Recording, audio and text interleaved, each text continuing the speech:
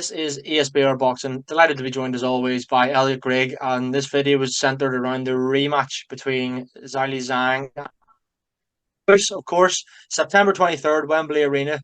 The rematch that we never thought we would maybe see. It's taken some time to get to now, but we are, of course, talking about Zhang Joyce. First time around, Zhang wins the fight as the underdog via knockout over Joe Joyce late on in the fight. And Elliot, straight into it, I suppose. Thanks for joining me first and foremost. Secondly, just kind of as we're previewing this fight, my first question to you, and kind of the leading question and big talking point, in my opinion, is: did Joe Joyce overlook Zhang in the first fight? Thank you very much, Paul. Thank you for having me. Tough start, as you say there. To be honest with you, it's for me, it's not necessarily a yes/no answer. It's quite a complex answer in the sense that I feel like there was a lot of hype, obviously, around Joe Joyce after what he did to obviously Joseph Parker, and people were talking about, essentially him even going into fights with, AJ Usyk not being able to be stopped, essentially having granite chin, whatever. So maybe on that level, you're kind of hearing that noise and that kind of reputation build, and maybe some of that does kind of get to you. Maybe you do kind of think, you start believing that hype. But equally, I feel like Joe Joyce as a fighter has always been in shape, is always conditioned, looked the same as he did when he came into that fight. And I feel like was surprised. For me, it was more surprised, I think, by Zhang than actually kind of overlooking him, if that makes sense. So it's not necessarily a case of like Liam Smith, the sort of Eubank sense of overlooking him, I think, and showing him that level of disrespect. I think it was more a case of just being surprised at the ability that Zhang had and the power that he had, and also obviously being sort of stopped, which when everyone before that point was essentially, there was the Terminator memes going around. There was, the sort of that reputation that he had for not being stopped was obviously, bludgeoned into fraudulence there. But yeah, for me, it's not as cut and dry as that. I don't know. What do you think? Yeah, I kind of agree with what you're saying, to be honest with you, mate. I don't think Joe Joyce overlooked. I don't think he's the type of man to overlook anyone at all. Like Zhang only had that one defeat in his record and wasn't really a defeat. So technically he was up against another undefeated fighter, really. If you look at it in that sense. And like I remember doing the weigh-in reaction and Joyce was in some shape. It was the best shape of his career. He was lighter than usual, but he was in incredible nick. Obviously that didn't help him in the end, but no, I as such, it's more just that he couldn't get out of the way of the Zhang job, really, could he? Um, Kind of leads me on to second question, Elliot. I hate to use the R word.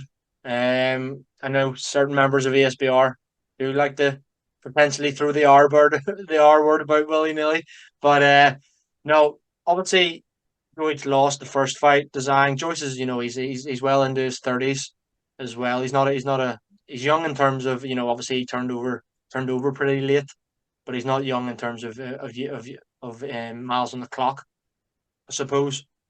Say on September 23rd at Wembley, hits midnight, and Joe Joyce has been defeated again by Zhang. Is that the last time you want to see him in a professional boxing ring, or if not, is that just ridiculous?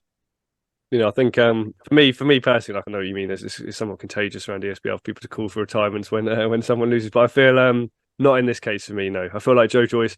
Obviously, there's the Daniel Dubois rematch that could have probably see happen at any point as well, and I feel like there's other fights around the top 10 that he would actually be competitive in as well. So I wouldn't like to see him retire, but I think I suppose it kind of depends on how he loses. But I actually feel like people are kind of overlooking. I feel a lot of people I think are guilty of overlooking Zhang as well. The guy's like a medalist. He obviously is an older man, but he punches very hard and he's actually skillful and he's technical as well. So I don't necessarily think it's actually a bad loss if you do lose again. Like I feel like Zhang's a credible heavyweight, and to be honest, I have him in my top five heavyweights. I think I had him at four above AJ. I know you would disagree with that one, but I feel like Joyce has got. If he's matched right in and around the sort of top 10, there's still big fights out there for him. Obviously, look what he did to Joe Parker. And if you get someone who's not necessarily got the power of Zhang, he could obviously go the distance with those sort of fighters as well. So for me, I think there's still big fights to be made.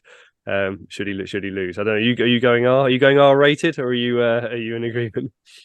No, no, I'm not calling for retirement at all either. No, just kind of wanted to put that question to you to see what you say. But no, I completely agree, mate. There's some huge fights, even as you mentioned there, the Dubois rematch is a big one. There's obviously a lot of fights around the top 10 that you'd like to see Joyce in. Similarly, if he wins, all of a sudden, do we have a trilogy? Probably not, because I don't imagine. Well, you never know. But if Joyce does get one back on Zhang, then all of a sudden he's throwing his name into the hat for a world title shot in 2024. I just mentioned the world title shot in 2024. The winner of this, kind of give me two answers depending on who wins. We'll quickly come to a prediction at the very end. But you know, does the winner here? Do you see them A, fighting for a world title in next year, or B, even winning one? I can actually, to be honest with you, I can see the winner of this fight fighting for a world title next year. I can see that happening. Uh, do I see them winning one? No. Frankly, if the two champions who are currently holding the belts continue to hold those belts, I think they'll, no matter who they face, they'll lose to both of them. But to be honest with you, I'd quite like to see, rather than see someone like Usyk in fights with Daniel Dubois, I'd much rather see him fight someone like Joyce or Zhang. I'd like to see Fury fight someone relatively live. I think he'd be far too much for Zhang, to be perfectly honest with you. So I wouldn't mind seeing him fight Joyce. I think he'd have too much for both of them as well.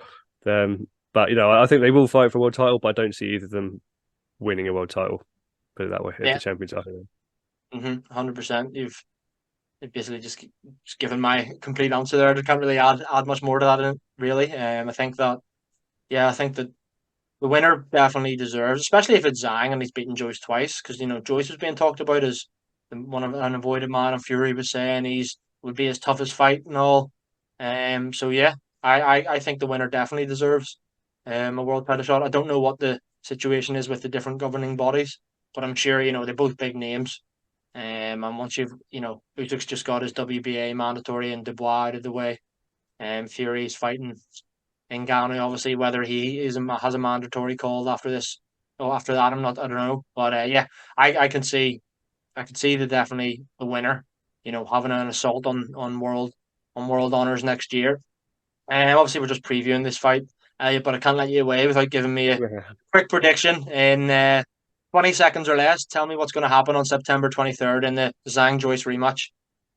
You know what, Paul? I'm not on the fence here. I'm going to say I think if it starts the way it started last time, I can see Zhang beating Joyce. But I think if Joyce gets out of the first 5 rounds, I think he could actually grind Zhang down and beat him. But those first sort of 5-6 rounds are going to be key for me.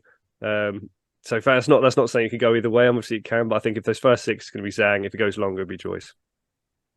Yeah, see, my prediction first time around was I couldn't see anything other than a Joyce victory. Obviously, then I was really wrong, and this time it's one of those things where like the Smith Eubank thing, manner of victory.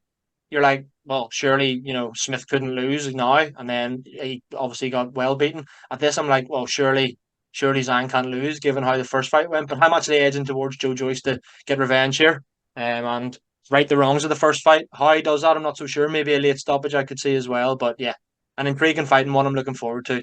Thanks very much as always, mate. I enjoyed that. Guys, of course, we're looking at a load of different fights, a couple of other ones as well this weekend. There's a women's world title fight at welterweight, as well as an intriguing fight at super lightweight as well over in Orlando. So be sure to check out those previews as well. Once again, Elliot, thanks very much for your time, mate, and I'll speak to you again soon. Thanks very much, Paul. And again, thank you very much, guys, for watching.